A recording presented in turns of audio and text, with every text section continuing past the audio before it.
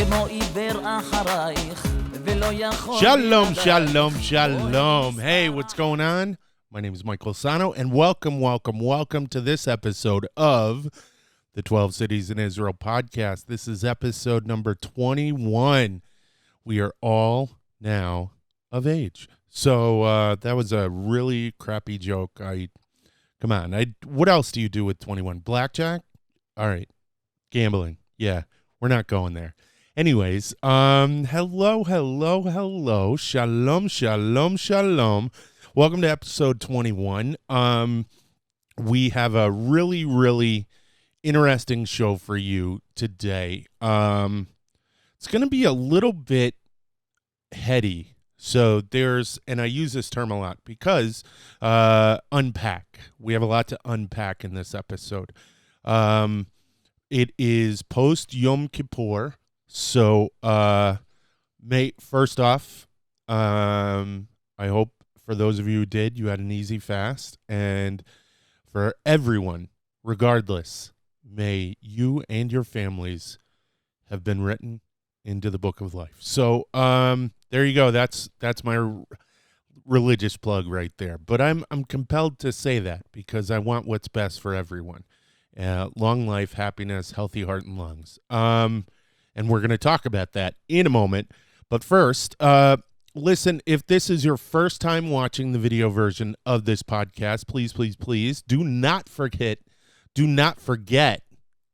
to hit the subscribe button and the notification bell so that you can always see the latest and greatest 12 Cities in Israel podcast episode.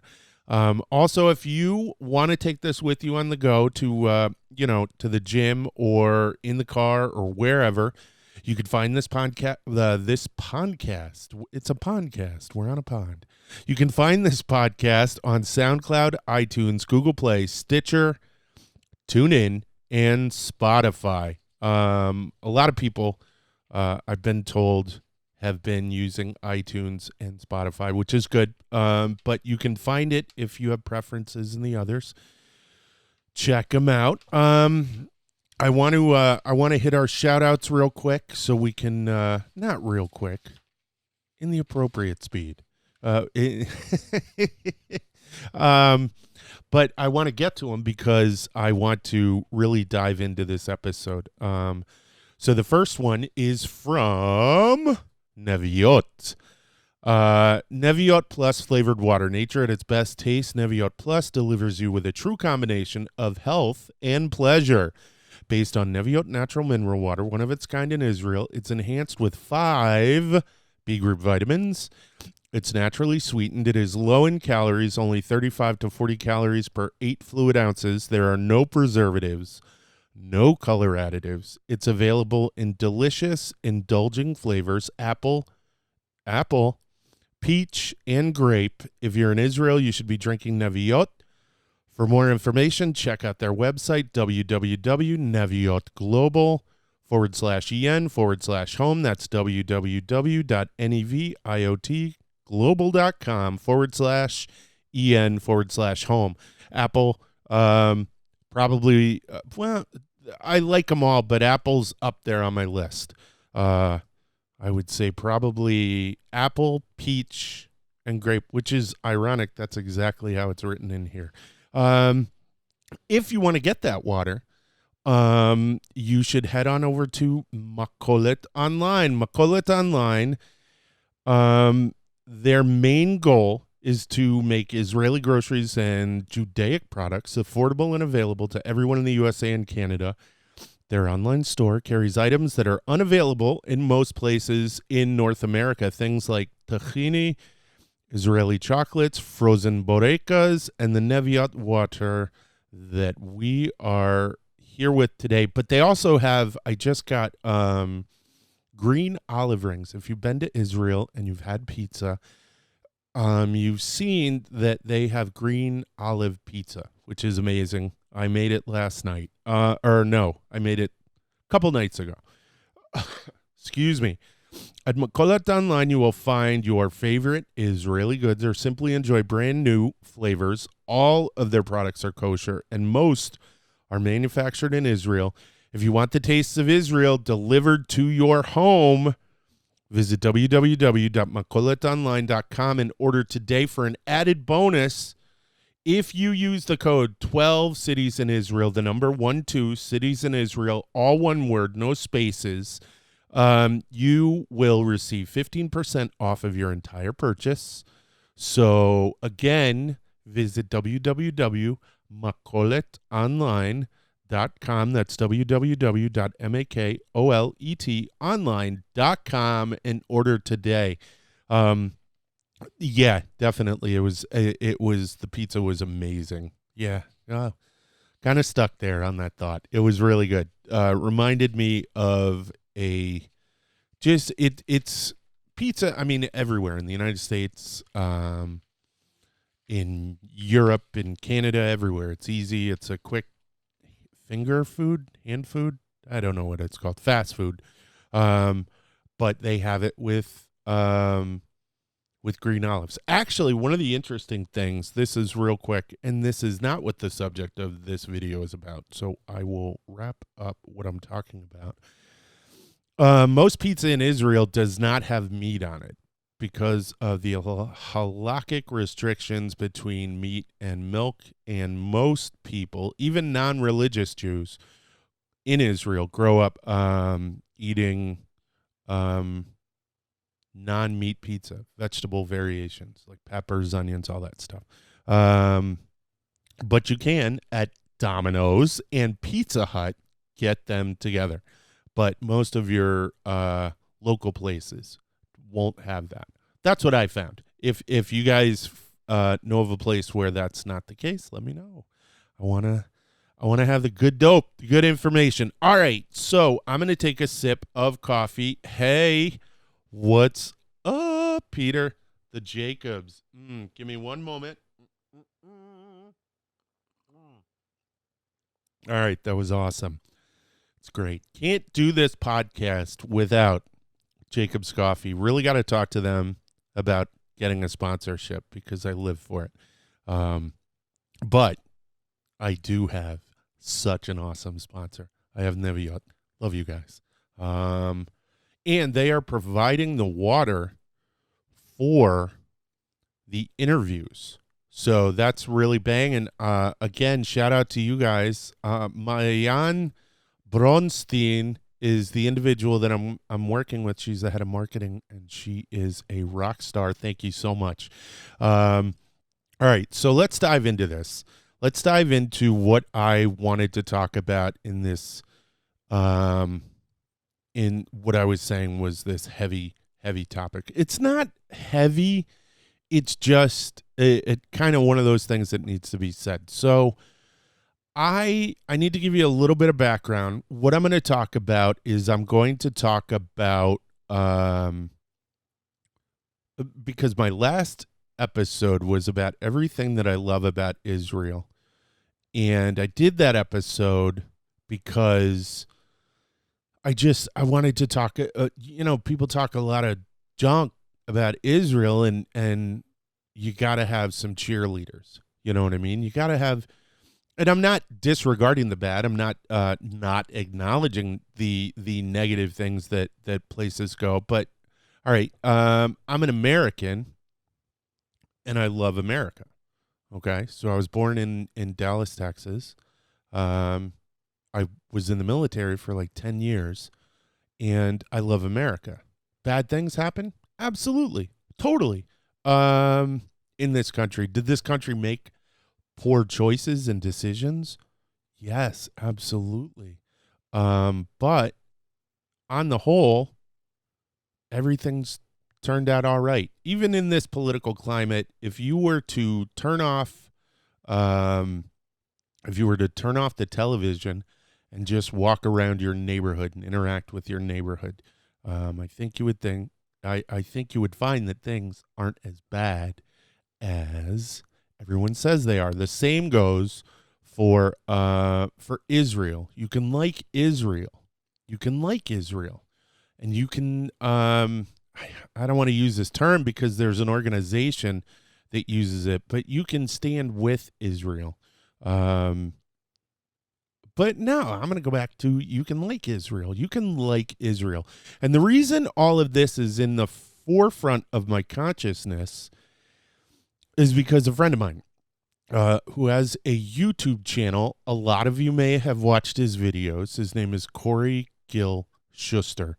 Awesome, awesome, awesome guy. He is a professor in Israel, originally from Canada, who has this project called Ask a Palestinian, Ask an Israeli. And he goes around and people send him questions and he goes and asks these questions. Some of them are absurd. Some of these questions are, why do you want to, but it literally on both sides, why do you want to kill all Israeli babies? I don't want to kill anyone. I just want to wake up in the morning and go to my job and this and that. And then they'll ask the Israelis, why do you want to kill Palestinian babies? Well, whoa. I don't want to do that. Why would you think that I want to? Well, in the news, blah, blah, blah, blah.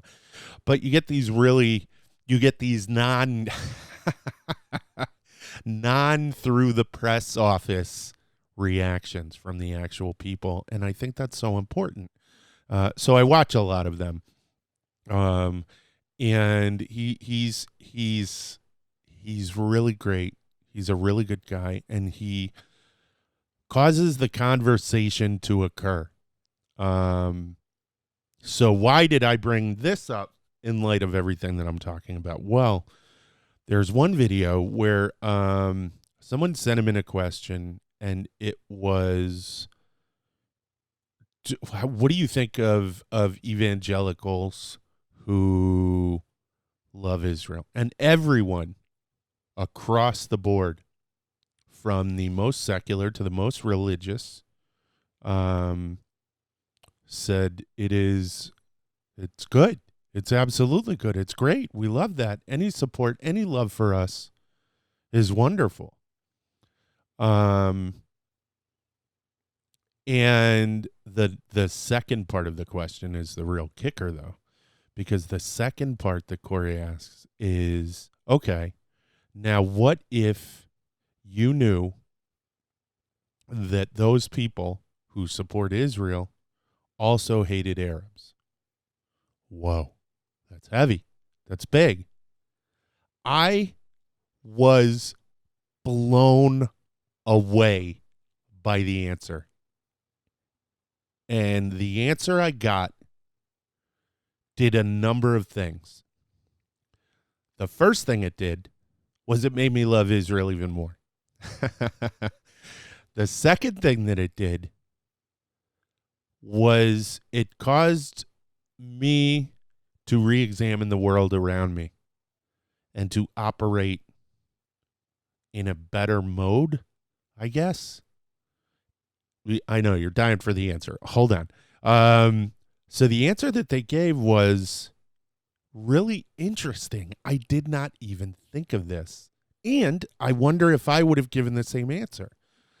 I would have probably given something similar, but not this way. So the answer they gave was, well, no. Why do you have to love us? And hate someone else? We don't need that. And some took it even further and said, wait a minute. No, it's not. You don't have to hate them to love us. We love them too. And I was, whoa, that doesn't follow the narrative, guys. You're not going by the playbook. And I was moved by it. I was shocked by it. And it caused me to really see, because I spoke to you before, and I've spoken to my wife about this before, and I'm not trying to get political. I'm actually really, I don't think this is a political issue. This is a human cultural issue, and I want to talk about Israel, the culture, the society that exists there, the food, everything. I keep going back to food. Can you tell? But one of the important things is societally, in order to understand and love something, you have to you have to immerse yourself in it, and you have to really become a part of its thinking. You know what I mean? And that helps you understand it even more. And I am so blown away by this concept. Just when I think I know the Israeli people, I realize that I don't. But I'm thirsty to know more. Because you walk through the street with your chest out and your shoulders back, and you go, I know the world. I am the world. And it's bull. You don't. And what do they say? The wise man learns. I'm learning every day with Israel. And this is just, so I was going to say, I've told you guys the story before of my interaction at Ben Gurion University with the Arab guys in the evening, and the wonderful conversation and the tension that one man brought into our conversation. And I remember my wife said to me later, she said something along the lines of, I can't believe you're, because she was upset, because she was afraid for me. She didn't know what that man's intentions were. And she said, you shock me sometimes. And I said, why? Because you were upset. I think you were more upset that you couldn't be friends with that guy. And I thought about it after she said that, and I was like, absolutely. Yeah, I've some of the best friends and best relationships, not all of them, but some of them that I've made in my life have been through me doing something stupid or wrong and rectifying it, and having to prove to the individual that I am not their first impression of me. One of which is going to be really embarrassing. But there's a woman who answers the phone at the World Jewish Congress. And I think I was in a bad mood, and she was in a hurry. She didn't do anything wrong, but she listened to me, and she hurriedly got off the phone. And I mistakenly thought that she was brushing me off, blowing me off. So I sent over a letter, an email, saying how hurt I was, how upset I was. I called this prestigious Jewish institution, and she said, no, I had another phone call, Michael. I had to get off the phone. I'm sorry you were upset. It was never my intention. I wound up sending her in the mail a thank you card with a Starbucks gift card in it, because I was just so mortified. You know how your mouth gets alligator mouth, parakeet butt. So, yeah, so that's the thing. That's what I think is incredibly important. Let me have a cup of coffee. Hold on just one sec. The reason I'm telling that story, the reason that story is a part of all of this, is because there is we so often judge things. I don't know if it's based on wrong information or within in a societal wave. So if we hear, like another one of the videos that he does, you get that's not actually relevant to what we're talking about. What we're talking about right here is how moved I was that the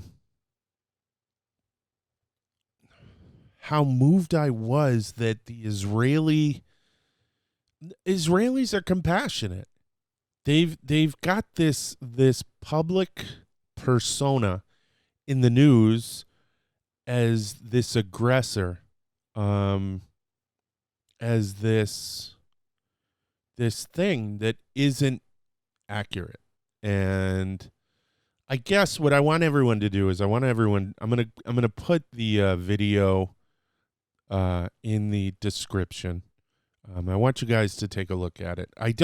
If I sound like I'm hesitating right now, it's because I want to be very careful. I want to keep this conversation away from being too purely political. I guess so Yom Kippur just passed, okay, and when Yom Kippur, for those who are who engage in the fast, you spend I didn't realize this. You spend a lot of time, and I guess I forget this. I remember this every year, but I forgot again this year. What happens is you suppress what you're thinking with food. I know that sounds weird, but you do. So you have this one single urge, which is hunger, or this one single feeling, which is hunger. So what happens is thoughts don't leave so quickly. Does that make sense? I don't know if that makes sense. But let's say, like, you're thinking about, like, you know how they always say get perspective? You think about, I'm hungry. Well, you know, other people are hungry. At least I have X. And what happens is, since the mind isn't as fluid and quick at reacting when you're experiencing hunger, thoughts tend to remain. So where am I going with this? Basically, excuse me. Basically, I was trying to think about all the things and be appreciative of the things that I have. And that Gil Shuster video kept coming up. It kept popping to the front of my brain. And it kept, and I think maybe that was because my last episode was on what I love about Israel. And I'm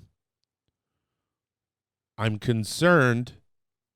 One of the reasons I did that is because I, one, don't feel enough people are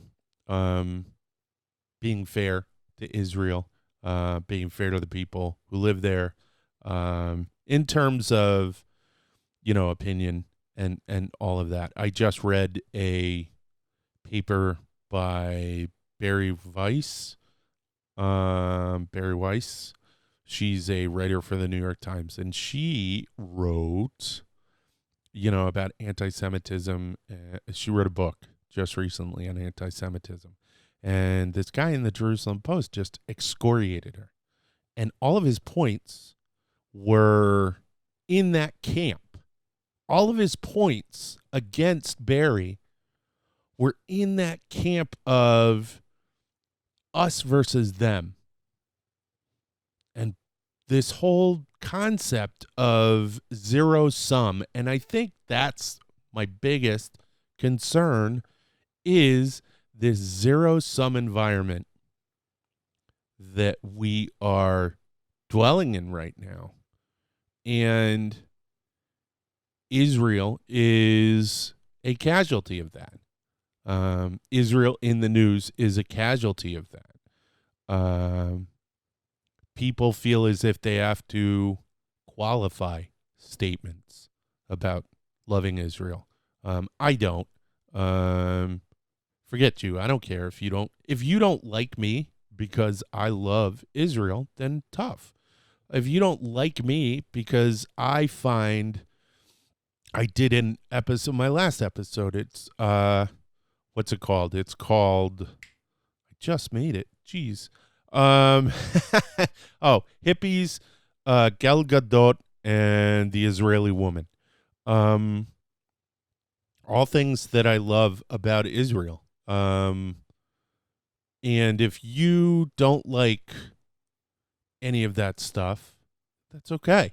I'm not going to take it personally. And everyone feels that if you feel a specific way, you have to feel a specific way about this. You have to feel a specific way about that. We cannot have this rainbow of ideas, this rainbow of concepts. And I think that's sad and a little intellectually stunted. But that's basically what I wanted to bring up. It's okay to love both sides. It's okay to find value in one thing. It doesn't mean you have to devalue something else. So loving Israel doesn't mean that you have to not like the Arabs, not like Saudi, not like Lebanon, not like Egypt. That's garbage. That's balagan. You know what I mean? So basically, wow, now I sound like the hippie. I'm okay with that. But yeah, so just give peace a chance, man. Wow, that was the worst voice and so stereotypical. I'm a piece of garbage. Whatever. I can live with it. All right. So yeah, I know that none of that made sense, but it makes sense to me. Corey, you are a rock star. Thank you for bringing that up. And I'm just trying to be positive. You know what I mean? I'm trying to spread the love and add value. Because I think that that's important. All of our lives would be better if we tried to be a little more positive and focused on adding a little more value. And, yeah. All right. We are at the halfway point, so let me do some shout outs to my bros and broettes at, at iConnect. iConnect, engagement with Israel that earns you rewards. Earn points and connect with Israel with articles, games, quizzes, polls, and more. So what exactly is iConnect? Well, iConnect is a social gaming platform where you can play, earn points, and receive cool prizes all for free.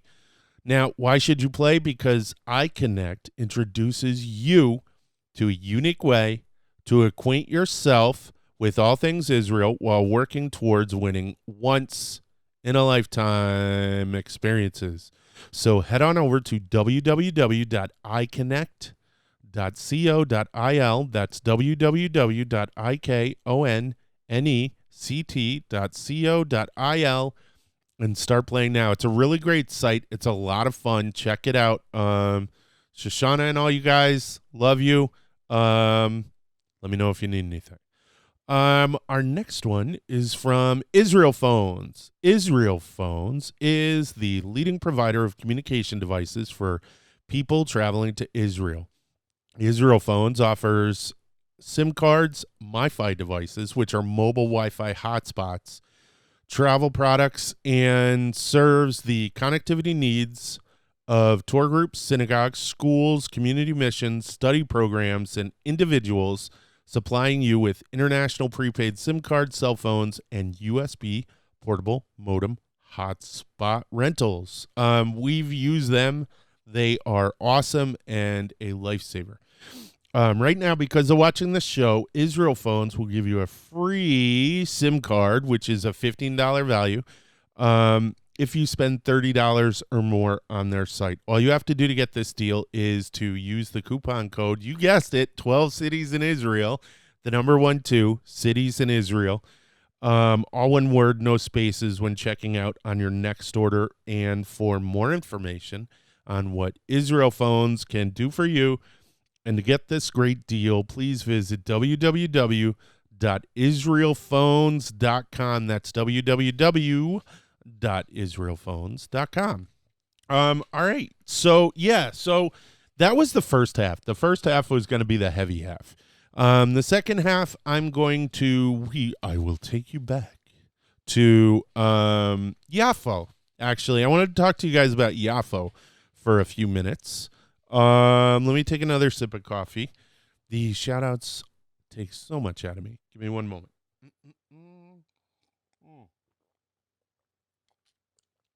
I said this before. I really cannot wait to have guests because it will be so much easier to drink coffee. Yeah, that's not for their wonderful insight into the world of Israel. Just so I could drink coffee. That's it. Yep. No, not really. So all right, I want to talk to you guys about Yaffo. Yaffo. And in the last, I think it was episode 15, The Magic of Yaffo. And it truly is. It truly is a magical place. It's awesome. You need to go there. And here is why. And I say this all the time. The food. You have to go for the food. And that's what we're going to focus on this time. So I saw a video a long time ago on YouTube, and I could not find it for the life of me. And it was frustrating because this video had some of the best restaurants I had seen, and I had never saved it. And I always went through to try to find the video again. And I put in search words, couldn't find it. And I don't know why I couldn't find it. I found the video. I was so jazzed. I'm so excited I found this video. I'm also going to put a link to this video in the description so you guys can check this video out. This is a great video that goes all over. Well, it goes a bunch of different places in Israel, but definitely it goes and shows a bunch of really great places in Yaffo. For those of you who don't know, Yaffo,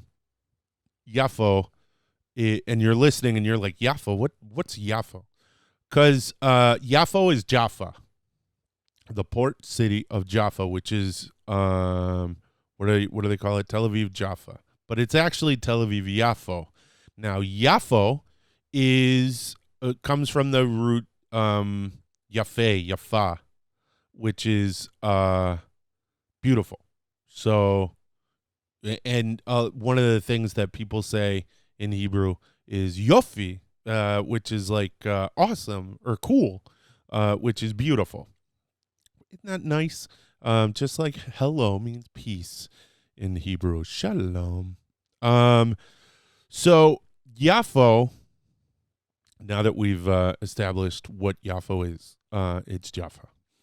For those of you who Jaffa is the Anglicanized, I think, which is the Englishized, so for English ears.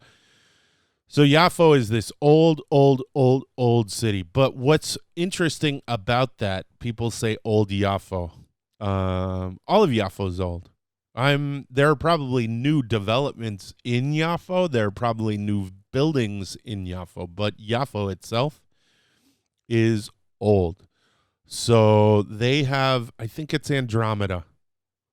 So for those of you who watch Clash of the Titans, and when Perseus goes and saves Andromeda from the Kraken, that is the city. That's where they are. That's where the Kraken shows up. And she is on the rocks of Andromeda, which is right out there in the water. And what's neat is when you go up to the top, up where the church is. I don't know if it's a cathedral. I just know that it's a church, but there's a church up at the top. And it's so funny because I took my wife there and we were walking around. That's another story. Give me 1 second. So let me finish this. So when you go up there, there's this area, this square. When I say square, I don't mean like the actual shape. I mean like the village square. So the square is up there at the top, and there are a bunch of restaurants, and there's this one little, I guess it's an alley, sort of, walkway that you can go down by the side of one of the buildings, and it's an overlook, and it looks down to where Andromeda's Rock is. And what's cool is if you're a dork like me, the first thing you're thinking is, oh, that's where the Kraken came up. That's so cool. And yes, it is cool. But it would be horrible if the Kraken showed up in Yaffo, because it would just not be a good thing. Because then they would not have, then the restaurants would close and I would be sad. But that is bananas, so don't worry about that being a possibility.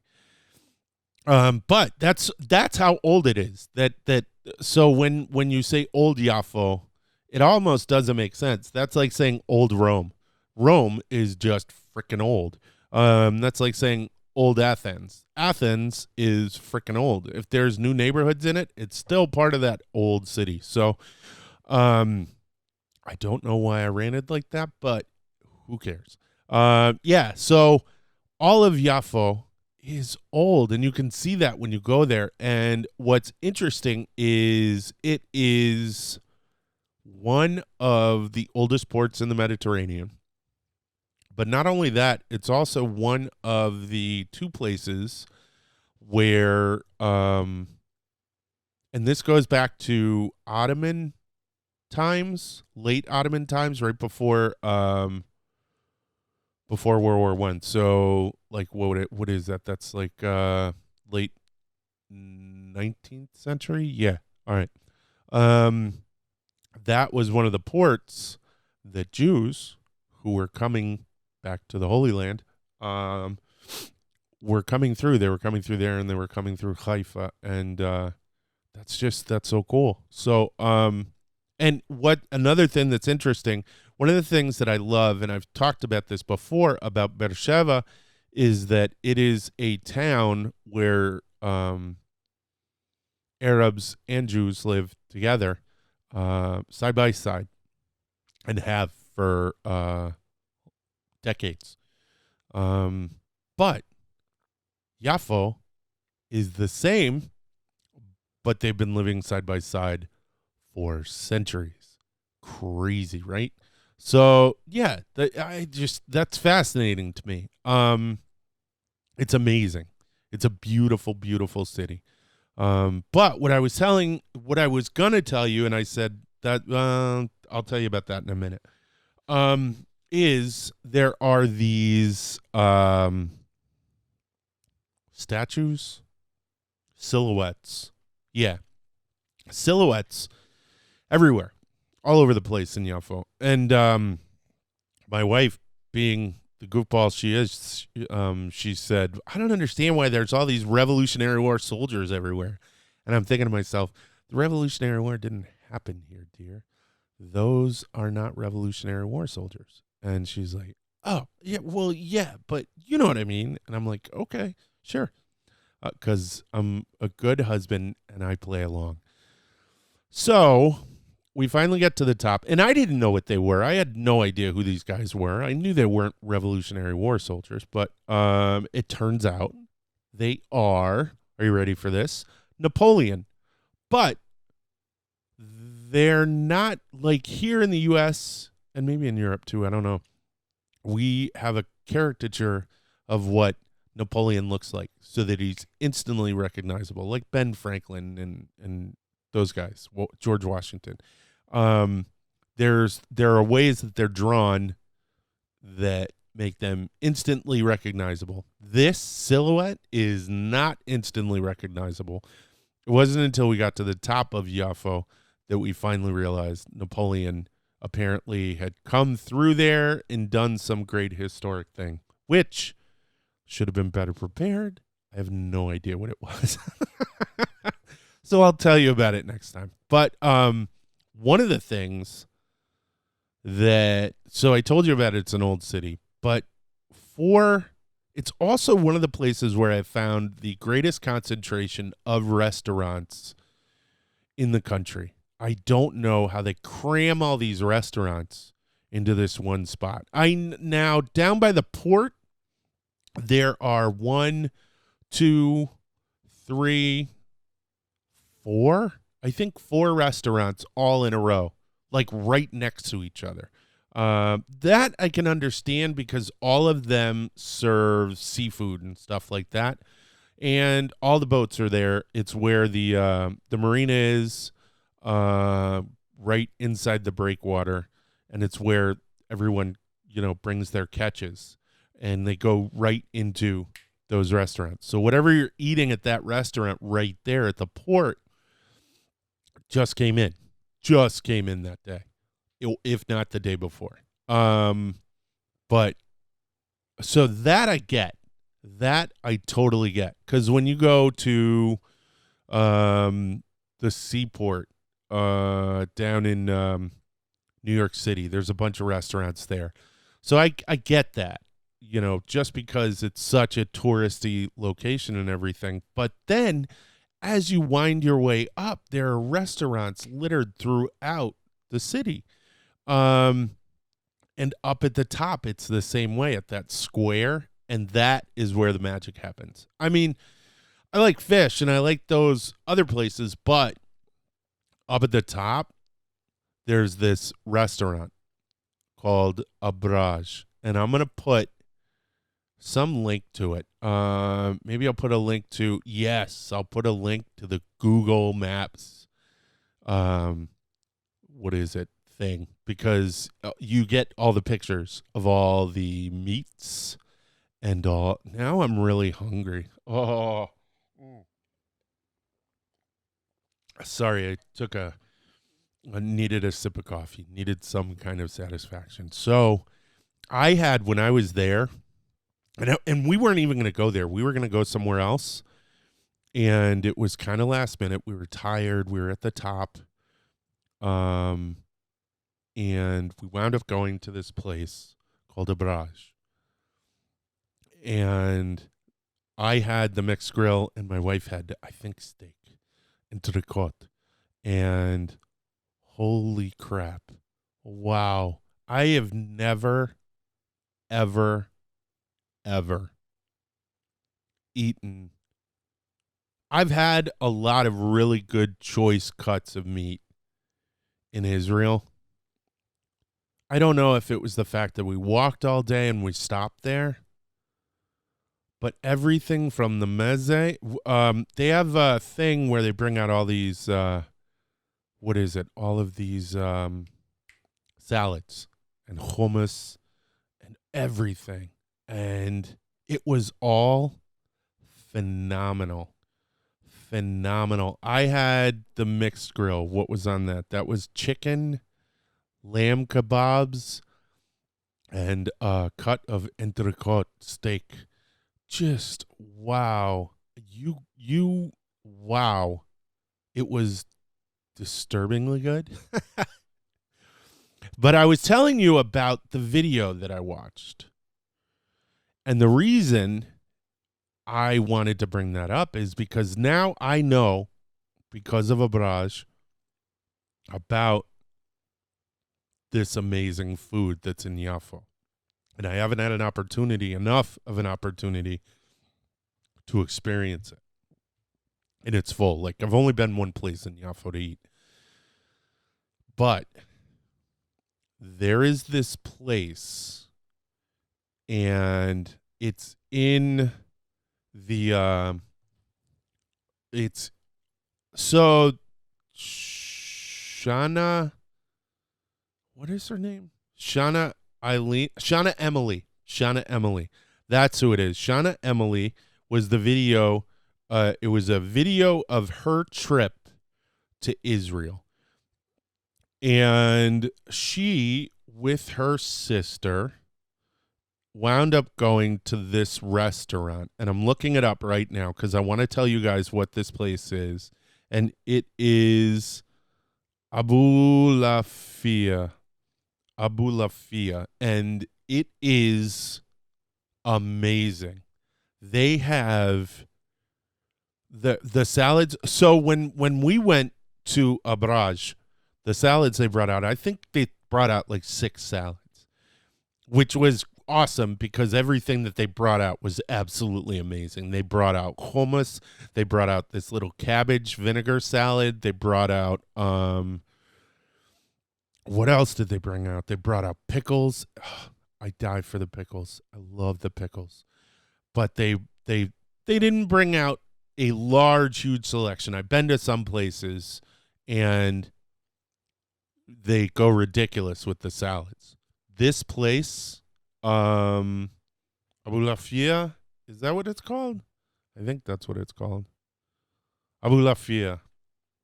And I'm going to put up a link to that as well, because I want you guys, if you go there, to go to this place too. When I go in February, I'm going.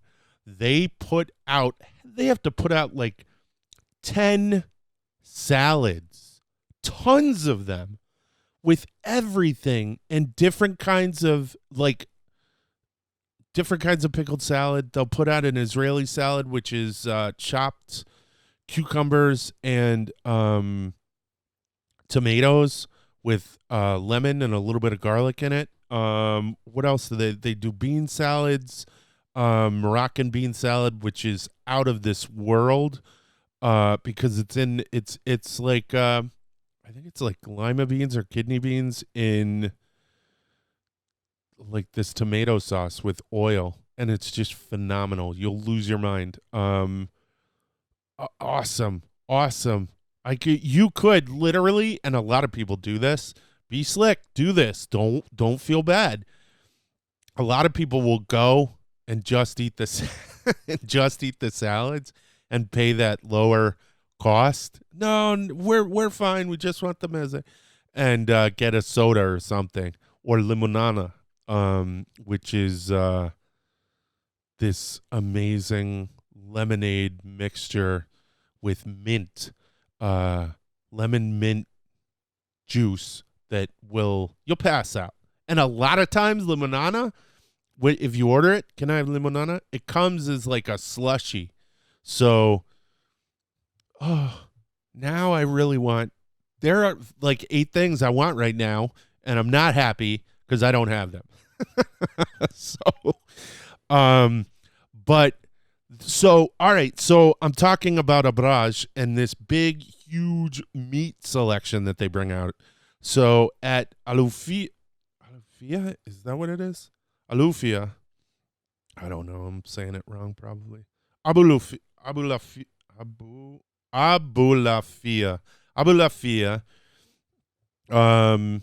which I think she had said it's an Arab restaurant, which is interesting and fine and wonderful, because their doors are open for everyone, which is beautiful. So at Abu Lafia, they have, and I saw these pictures, and I saw it in the video. There's fish, this beautiful, huge fish that they bring out, and it's almost charred. And I could live for it. Now I'm really hungry. Now I'm really, really, really hungry. And you can't get fish like that. They don't in the United States, everything has to have no bones in it. But this just comes, it's dressed and everything, and roasted, and it's amazing looking, and you know that it's just going to be so good. But yeah, so that's my next place that I'm going, Abu Lafia.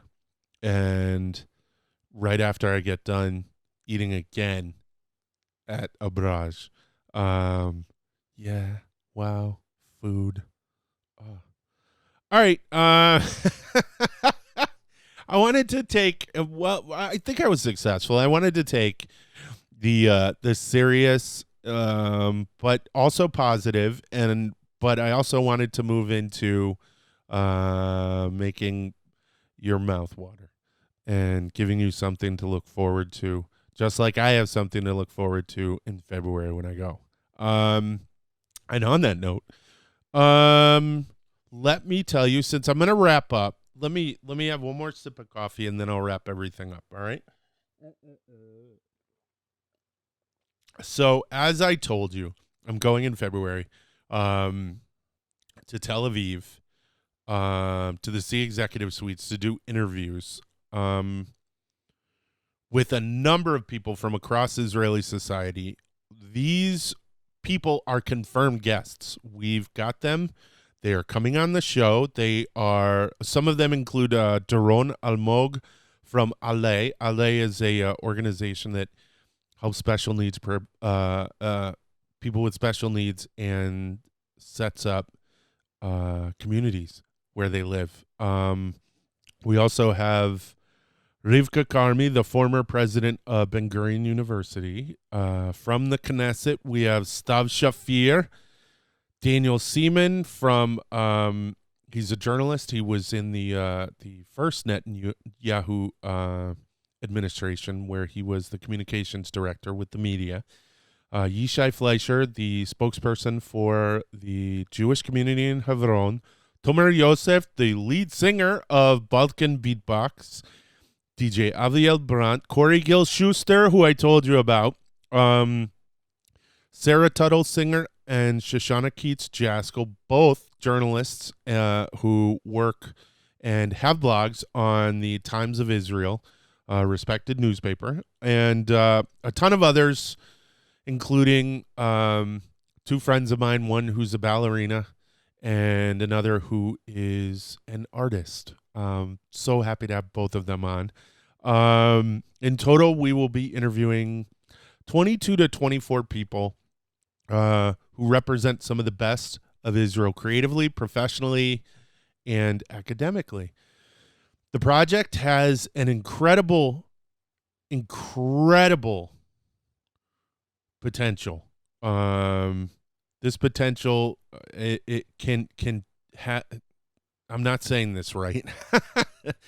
The potential of this project to have a positive impact on the world is just phenomenal, because it is so large, because we're going to be able to show people the real Israel, the real people who live in Israel. And the only thing it can do is help to make people view Israel more positively. And what I'm asking is, I'd like you to help us by visiting our website and donating anything that you can towards the project. We have $5,000 left in our fundraising. The whole thing costs around $10,000 to $12,000, just in the location that I've got in Israel, the airfare, and I have to do light rentals while I'm there, because I can't take the lights that we have. Some of the equipment I have to rent while I'm there, and anything you can do to help us would be tremendous. I'm doing this all out of pocket, and I'm not taking any pay for this. My pay is the completed project. And it means a ton to me. And if you could help me out, that would be awesome. It would mean so much to me. And you let me know what I can do for you. But I really need your help. So please visit www.12citiesinIsrael. And if you could hit the PayPal button, I would really appreciate it. Thank you. All right, so that's pretty much it. So thank you so much for joining us for the 12 Cities in Israel podcast. Don't forget to subscribe to our feed and become a part of the 12 Cities in Israel community. You can find this podcast on SoundCloud, iTunes, Google Play, Stitcher, TuneIn, and Spotify. And we'll be bringing you a brand new podcast every week, so keep your eyes out for it. Also, to help support this podcast, you can visit our Patreon page and become a regular donor. You can find that page at www.patreon.com/12 cities in Israel. And again, it's like every other time I've brought it up, the number 12 cities in Israel. So www.patreon.com/12 cities in Israel. Also, please visit our YouTube channel, where you can see a video version of this podcast, plus other videos that we have produced, including our full-length episode on the city of Beersheba, my home away from home in southern Israel. While you're there, please don't forget to hit the subscribe button and the notification bell. You can also check us out at our website, www.12citiesinIsrael.com, on our Facebook page, and on Instagram, where every day I post a brand new picture from our Israel travels. I try to do it all I can. If you're getting this, you're going to notice that there was a little bit of a bump. We just went through Yom Kippur, so I'm going to catch up. Don't worry. All right, that's it. Tova, להתראות, ויאללה ביי.